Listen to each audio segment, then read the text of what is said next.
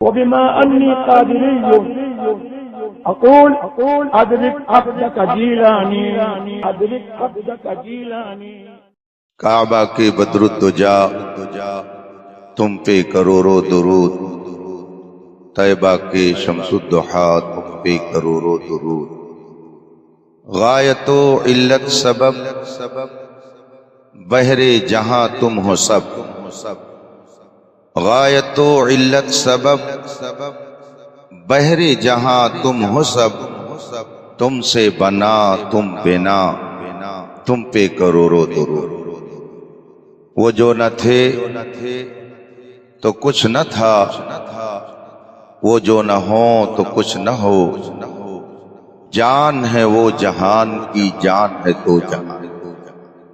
رب کائنات کا بے پناہ کرم اور اس کا فضل و احسان ہے کہ اس نے ہمارے قلب و جگر میں نبی کریم صلی اللہ علیہ وسلم کی محبت کا نور بخشا. اسلامی عقیدے کے مطابق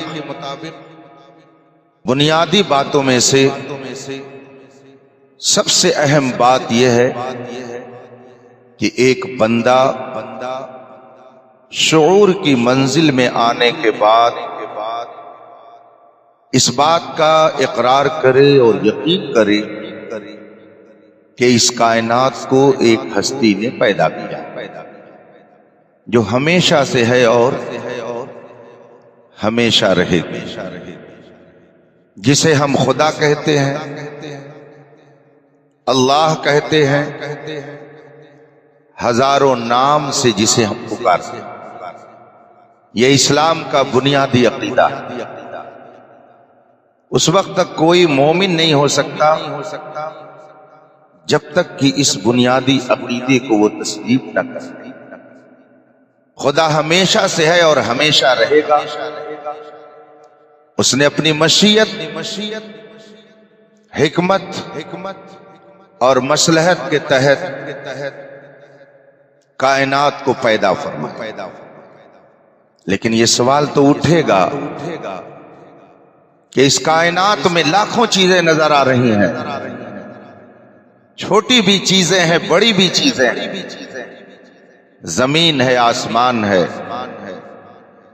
سمندر ہے، دریا ہے، پہاڑ ہے، مکھی بھی ہے، مچھر بھی ہے. بڑی سے بڑی مخلوق دکھ رہی ہے، چھوٹی سی چھوٹی مخلوق بھی دکھ رہی ہے. یہ کائنات ہے، یہ عالم ہے، یہ دنیا ہے. خدا نے اسے بنایا تو یہ سوال تو پیدا ہوگا نا کہ سب سے پہلے کسے بنایا. یہ تو ذہن میں بات آئے گی نا کہ سب سے پہلے کس چیز کو اس نے وجود بخشا. دنیا کا کوئی سائنسداں اس کا تسلی بخش جواب نہیں دے سکتا. سائنس کی عقل تھک جائے گی مگر اس کی حقیقت کا پتہ وہ نہیں لگا سکتی. اس کا جواب کائنات میں وہی دے گا جو خدا کا اسپیشل بندہ ہو.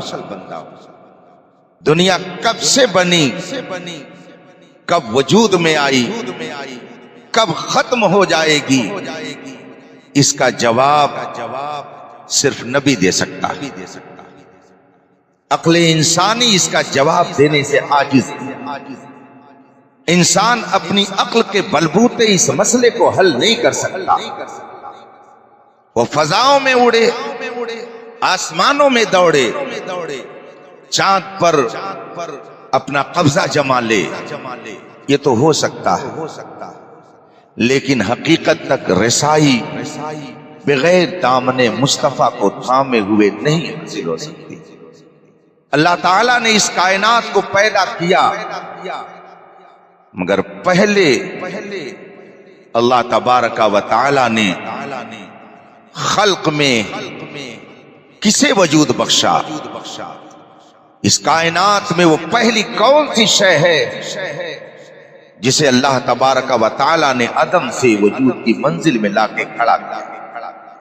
یہ احسان ہے صحابہ کا، اس مقدس جماعت کا ہم پر، پوری کائنات پر احسان ہے اگر صحابہ نے رسول پاک سے یہ سوال نہ کیا ہوتا تو اس پردے کو ہٹانے والی کون سی ذات تھی جو حقیقت کو قوم کے سامنے رکھتی؟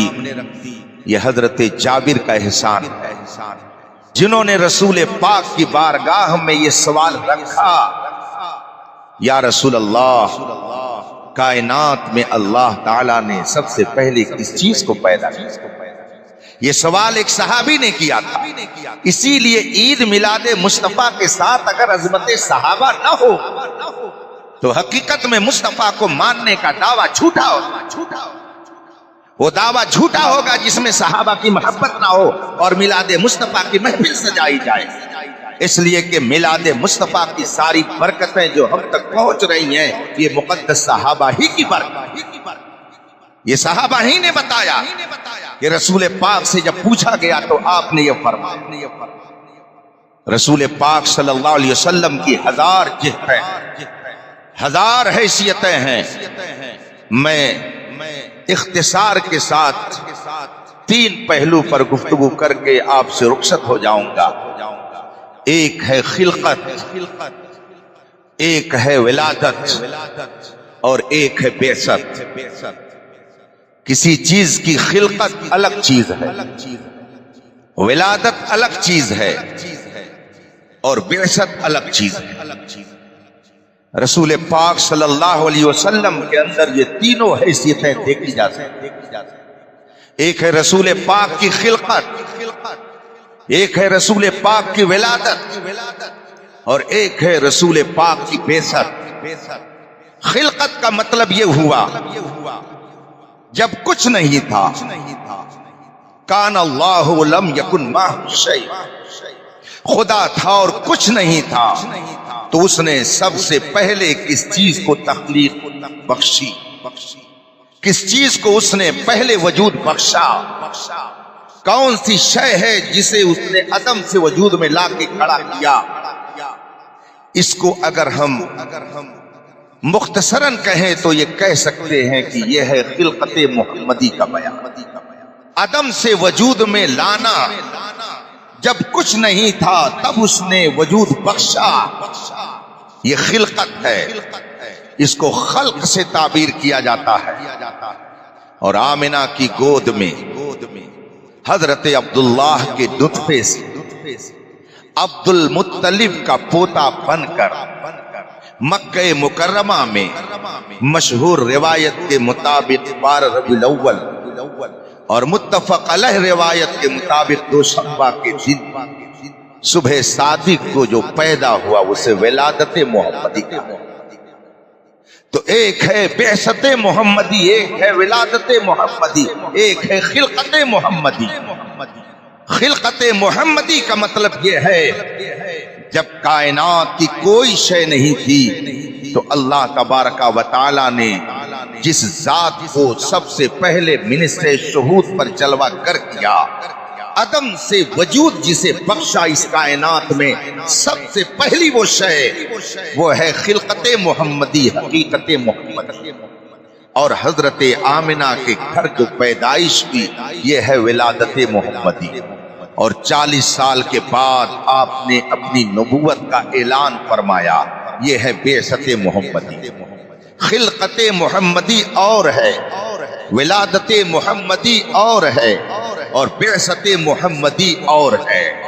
تینوں کی ایسی شان ہے کہ حضرت سیدنا شیخ عبدالحق محدث دہلوی رضی اللہ تعالی عنہ ارشاد فرماتے ہیں قرآن کریم کی آیت کریمہ، قل لو کان البحر مدادا لکلمات ربی لنفد البحر قبل ان تنفد کلمات ربی ولو جئنا بمثلہ مددا۔